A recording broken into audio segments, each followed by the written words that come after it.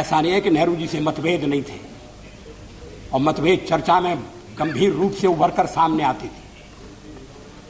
मैंने एक बार पंडित जी से कह दिया था कि आपका एक मिला जुला व्यक्तित्व है और आप में चर्चिल भी है और चैम्बरलेन भी है। कांग्रेस के मित्र शायद भरोसा नहीं करेंगे। साउथ ब्लॉक में नेहरू जी का एक चित्र लगा रहता था। मैं आते जाते देखता था।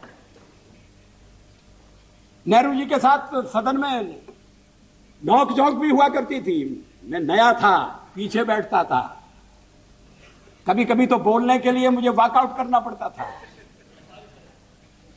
लेकिन धीरे धीरे मैंने जगह बनाई, मैं आगे बढ़ा, और जब मैं विदेश मंत्री बन गया तो एक दिन मैंने देखा कि गलियारे में टंगा हुआ नेहरू जी का फोटो गायब है। मैंने कहा, ये चित्र कहां गया? कोई उत्तर नहीं दिया। वो चित्र वहां फिर से लगा दिया गया।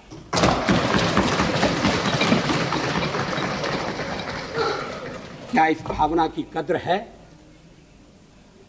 क्या देश में ये भावना पनप है? ऐसा नहीं है कि नेहरू जी से मतभेद नहीं थे, और मतभेद चर्चा में गंभीर रूप से उभर कर सामने आती थी। मैंने एक बार पंडित जी से कह दिया था कि आपका एक मिला जुला व्यक्तित्व है और आप में चर्चिल भी है और चैम्बरलेन भी है। वो नाराज नहीं हुए। शाम को किसी बैंक्वेट में मुलाकात हो गई और उन्होंने कहा, आज तो बड़ा जोरदार भाषण दिया है, और हंसते हुए चले गए। आजकल ऐसी आलोचना करना दुश्मनी को दावत देना। लोग बोलना बंद कर देंगे। क्या एक राष्ट्र के नाते हम मिलकर काम नहीं कर सकते? क्या एक राष्ट्र के नाते हम सब आने वाले संकटों का सामना नहीं कर सकते? एक शताब्दी खत्म हो रही है, दूसरी शताब्दी दरवाजे पर खड़ी है। अगर हमें छोड़कर आप कोई नया प्रयोग करना चाहते हैं, मुझे कोई आपत्ति नहीं होगी, लेकिन हम जो प्रयोग कर रहे हैं उस प्रयोग को आप सफल होने दें, ये मैं आपसे अनुरोध जरूर करना चाहता हूं। जब जेनेवा में मानवाधिकारों के सम्मेलन में कश्मीर के सवाल को हमारे पड़ोसी ने उठाने का फैसला किया, तो फिर उस समय के प्रधानमंत्री श्री नरसिंह राव की नजर मेरे ऊपर गई कि मैं वहां जाकर भारत का प्रतिनिधित्व करूं। हमारे पड़ोसी देश के लोगों को बड़ा आश्चर्य हुआ, वहां के नेताओं को बड़ा ताज्जुब हुआ। किसी नेता ने कहा भी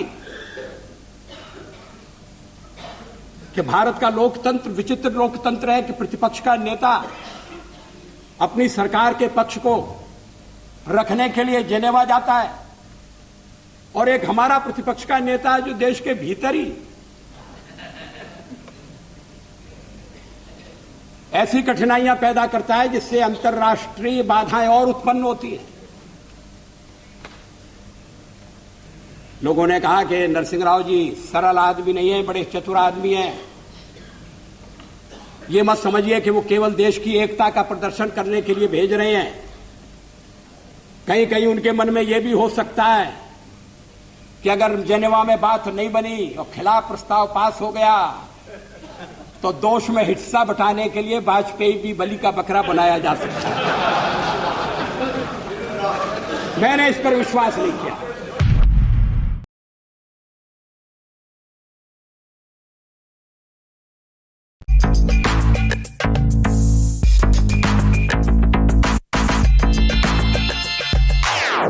Bye.